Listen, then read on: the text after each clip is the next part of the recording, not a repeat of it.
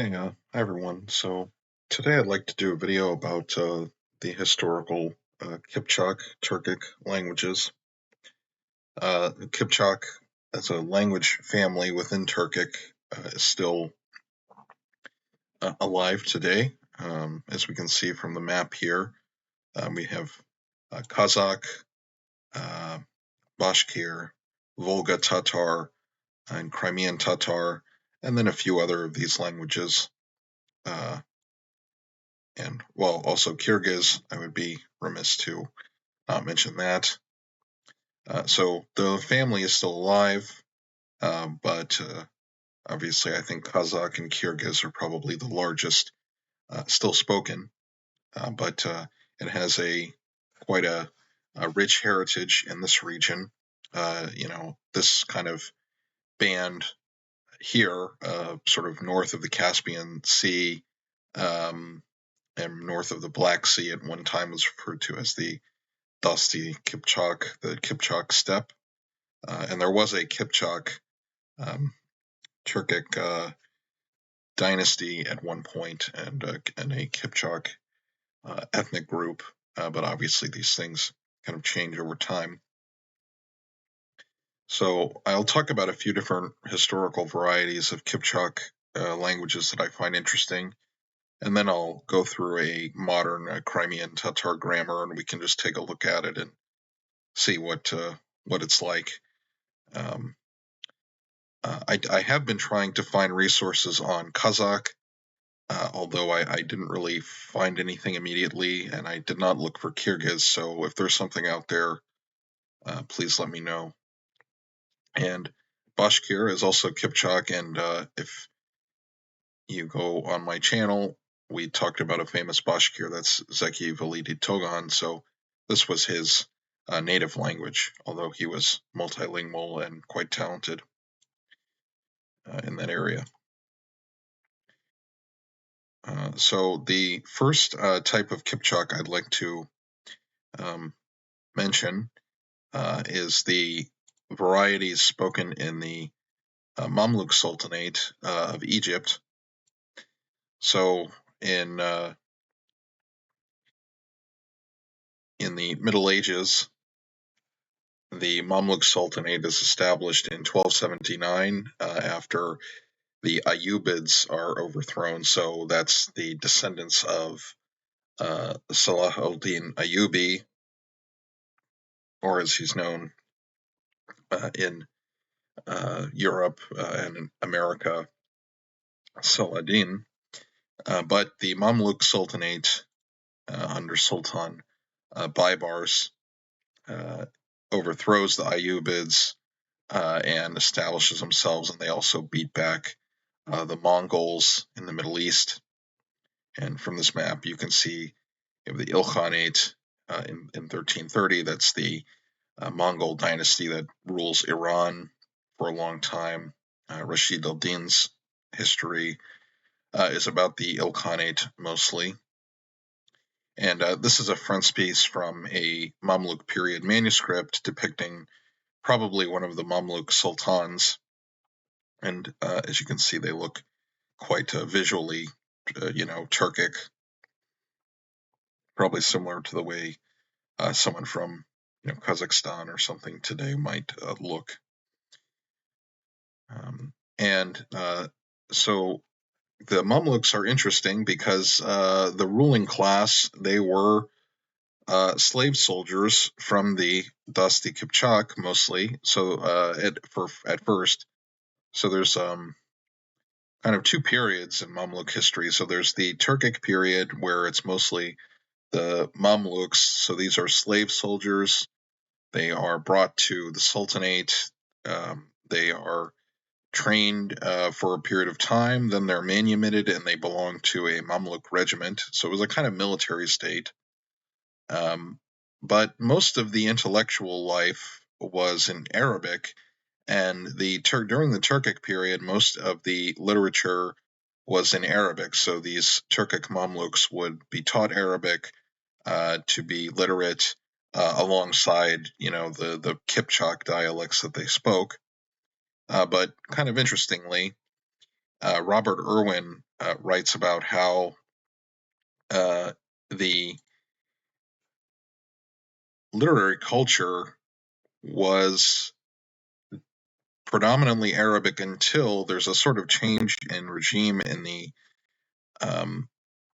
of the Mamluks. So the origins of the Mamluks shift to being mostly, at least the sultans tend to be Circassians or Cherkess, and they're from this kind of North Caucasus region. Although after kind of ethnic cleansing by Russia I believe it was the early 19th century, most of them settled in the Ottoman Empire, but they were originally from here, and I'm sure there's still Circassians left in Russia today, although I'm not sure how many. At any rate, under the terms of the language, the Circassians actually started to produce more Turkic material. And Robert Irwin, the Mamluk historian, writes that the literary culture of the Mamluk period was Turkish as well as Arabic, although the production of literary works in Turkish mostly seems to have been a late development that reached its peak in the Circassian period. Turkish works composed within the frontiers of the Mamluk Sultanate were written in Kipchak, Oghuz, or a mixture of the two. It is one of the curious features of the Circassian period that, on the evidence of what has survived, more works were then translated from Arabic or Persian into Kipchak or one of the other Turkish dialects than in the preceding Kipchak Turkish Mamluk period. It seems probable that despite the increased numbers of Circassians imported into Egypt and Syria in the later Mamluk period, some form of Turkish remained the military lingua franca. It is difficult to consider the Turkish literature of Mamluk Egypt in isolation from that of the Golden Horde, Khwarezm, Anatolia, and Azerbaijan. The legacy of the Khwarezmian Kipchak literary culture and its continuation in the lands of the Golden Horde was at first particularly important. Later on, translations into Oghuz Turkish, the dialect of the Anatolian and more specifically of the Ottoman Turks, became more common.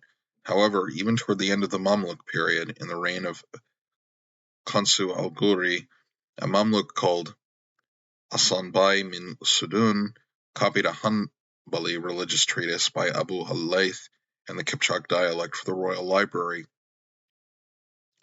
Much of what was translated into Turkish was instructional in nature, dealing with jurisprudence, hippology, or furusiyah, and hence of no interest to the student of literature in the narrow sense.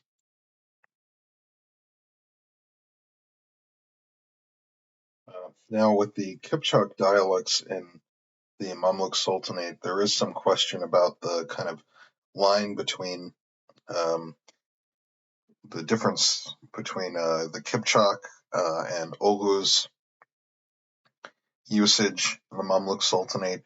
Now, my sense, just from preparing this video, is that probably there was a lot of assimilation between the two, but this seems to be like an open question in the scholarship. Although we can identify that Kipchak was the dominant kind of dialect that was used, even if there was also kind of Oghuz and a little bit of overlap between the two. And within the Mamluk Sultanate, there was production of different Kipchak dictionaries and grammars that were to be used by Arabic speakers to understand the Turkic languages, as that would have been important for running the state. Of course, a lot of the ulama in the Mamluk Sultanate were Arabs, ethnically Arabs, and Arabic speakers predominantly. So that would have been important.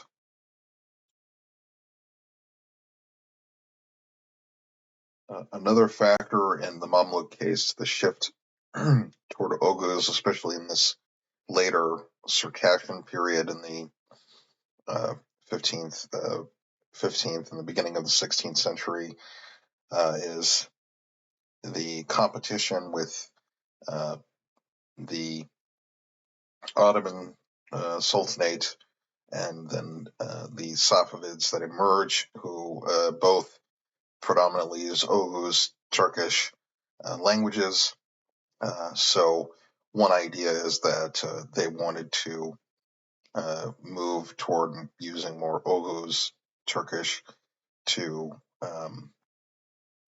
show that they have kind of leadership over them. I'm not sure how far we could take that, but it is an interesting idea, and certainly one worth examining. But at any rate, that's Oghuz is used in the Mamluk Sultanate. I could probably just do a video on this, maybe much longer, but I find this to be quite interesting, and just the Mamluks themselves. There's really not many political systems like this in Islamic history or world history I can think of, where you have a kind of nobility that's sort of replaced a lot.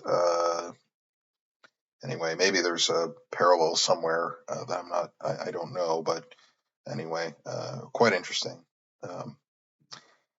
Now, the next variety of Kipchak I'd like to talk about is Kuman. So the Kumans settle in, they exist in kind of the steppe lands, Eurasian steppe lands, but eventually they do settle in the Carpathian Basin in Hungary, and they stay there for quite some time. And unfortunately, there's only one known written document recording the Cuman language. That's the Codex Cumanicus. And it was compiled by some Catholic priests to, evangelize to the Cumans. So we don't really know a lot about it in detail. And since it has samples of language in the Codex, one of them is the Lord's Prayer from the New Testament. So in Cuman, that would be Atımız koptasın, alısı bulsun senin atın, kılsın senin hanlığın bulsun senin, tilemekin neçekim kokta alayd yarda, kundaki otomakınızı bizga bugün vergil dayı yazıklarımızı bizga boştakıl neçik biz boşatır bizga yaman etkinlerga dayı yaknin sınamakına bizni kuvormayıl barça yamandan bizni kotar haril. Amen. So that's, I guess, the possible pronunciation. Of course, with these things, it's never easy to tell. But it is a Kipchak language. That much we know. And the Ottoman traveler Evliya Çelebi, who was in the late 17th century, second half of the 17th century, I believe he attests to Cuman still being spoken in Hungary, although it seems to die out. There are still people in Hungary today that claim Cuman ancestry. They call themselves Kun. I assume I just take their word for it. They probably know better than me if they have that ancestry. But interesting language. And the Cumans within Hungary, that's also an interesting story because they were kind of invited to settle by the King of Hungary at one time in the Middle Ages. So another interesting example. And probably not something that can be studied very much more just because we don't really have any written materials about it, unless there's some discovery someday, maybe. So that's Kuman. The next type I'd like to discuss is Armeno-Kipchak.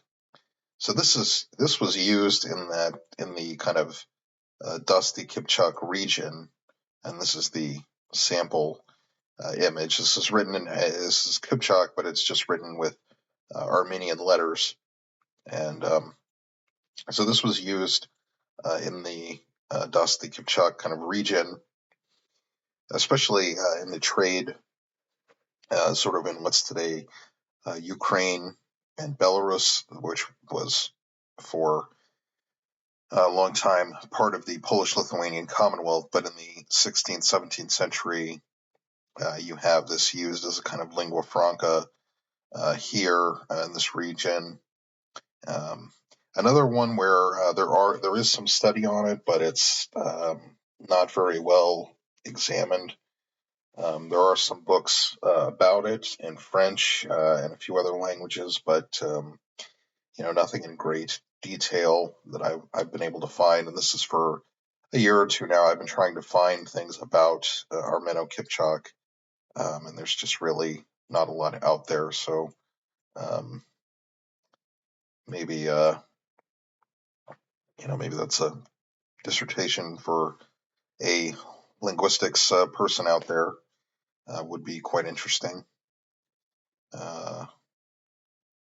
And those are some historical varieties. Of course, Crimean Tatar is a historical dialect, but it's also still spoken today. So I think now we can just take a look at this Tatar grammar and just see how the language works, and maybe some common features with other Kipchak and other Turkic languages. Okay, here we are. This is a Crimean Tatar grammar. This one seems to be the only one I could find that's into English. I'm sure there's a lot more materials into Russian, but so this is Crimean Tatar by Darya, Kavitskaya, published by Languages of the World Materials.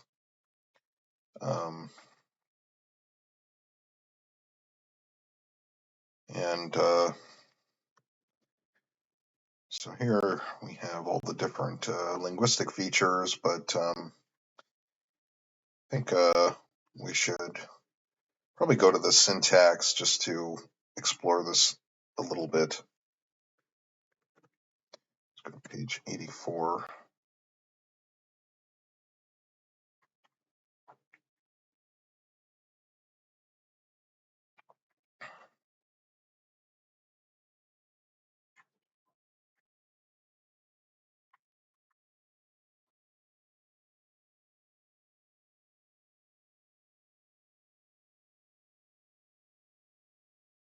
So here we have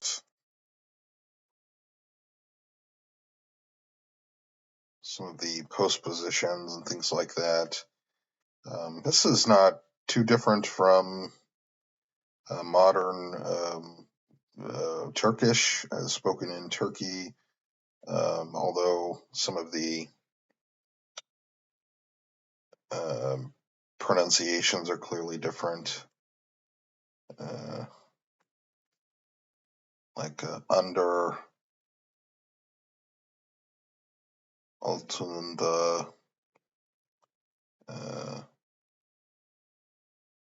sofra, nin, altında, under the table. It's pretty similar to Oghuz Turkish, I would say. Üstünde.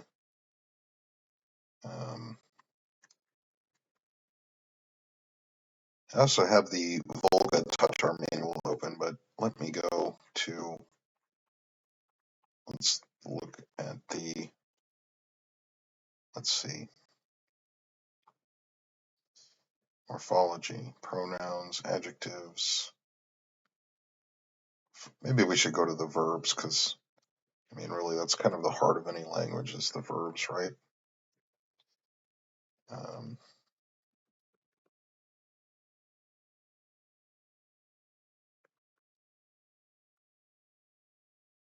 Yeah, here we go.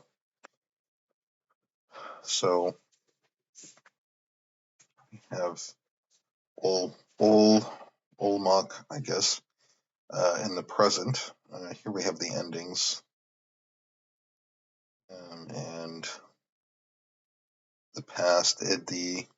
So that's kind of similar to Ottoman Turkish iddi. Men, olda, edim. So Crimean Tatar uses men as the first person pronoun. It's similar to Azeri and some others. In Turkish, it's ben.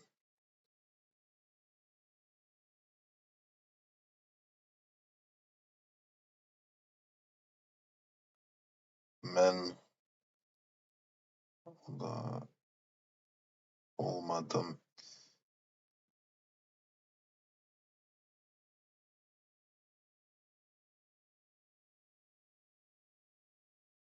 So here's the kind of basic grammar.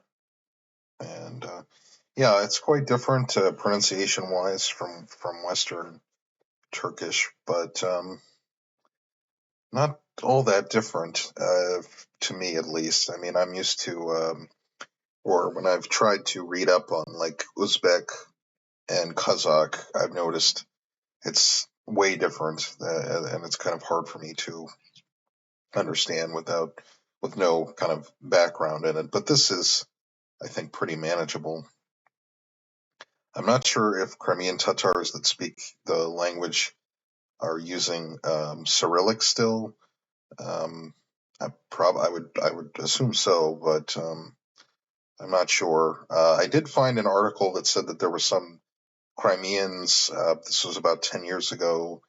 Crimean Tatars that were advocating transition to the Latin alphabet. So I don't know if that happened. So if there's any Crimean Tatars out there that could let me know, I'd be interested. But yeah, I'd say this is pretty approachable if you know Turkish or Azeri or something like that. Probably, I would assume Kazakh might be close. I mean, if they're in the same family, although I'm not sure. I'd also guess that there's probably a lot of, because of the Ottoman kind of legacy, there was probably a lot of interaction between Ottoman or Anatolian Turkish speakers and Crimean Tatar speakers.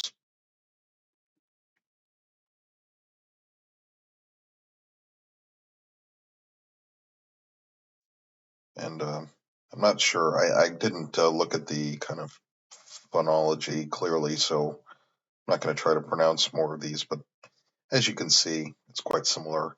I also found this other Tatar manual.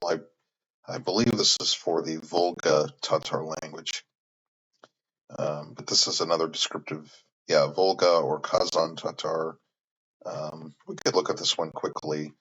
This is also a Kipchak language. I assume this one, the Volga Tatar manual, probably was published because of the Cold War, for to get help with knowledge on the Soviet Union. So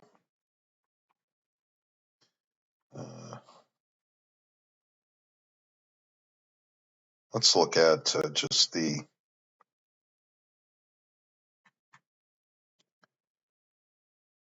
verb. Yeah, just the verbs. I mean, I think that's probably a good place to start, just to know kind of the grammars.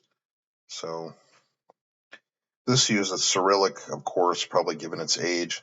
I would assume that Volga Tatars today still use Cyrillic because it's still part of the Russian Federation. They're still in the Russian Federation, I should say. But again, if there are any Volga Tatars out there that would like to share, I'd be happy to know if Cyrillic is still in use, or if maybe you've tried to use like a Turkic Latin letters. At any rate, this is already, I can see, kind of different from what I'm used to in Turkish. Monardan from this, Monarda in this. Not so much in terms of the case endings, but Monar, Shul, Shunar, Shunarga. So some of this is kind of like the Chagatai endings, Shunarga, Shunardan, Shunarda, Tege, Tegenar, Tegenardan. Yeah, so even though this is in the same family as Crimean Tatar, I can see already quite a few differences. Yasa, cool, but of course, the basic principles are still basic Turkic grammatical principles. So,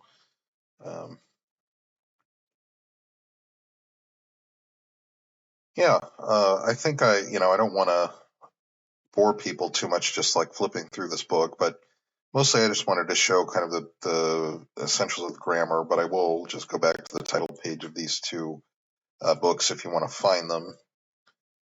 We have the Tatar Manual by Nicholas Poppe, published 1961 by Indiana University Publications.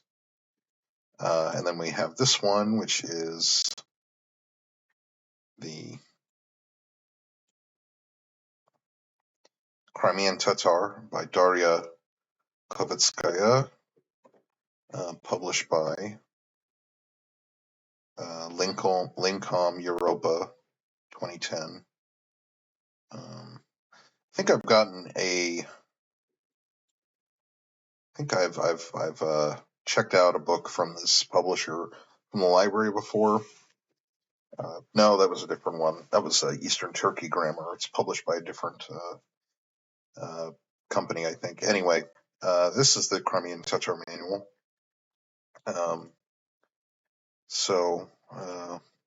Yeah, that's my kind of exploration in different Kipchak languages. Of course, there's a lot we could have covered, a lot more I could cover. So maybe I'll in the future I'll do something maybe more in depth on different videos on Kazakh and Kyrgyz, but I don't have a lot of experience with either of those languages, so that's something I'll have to prepare for.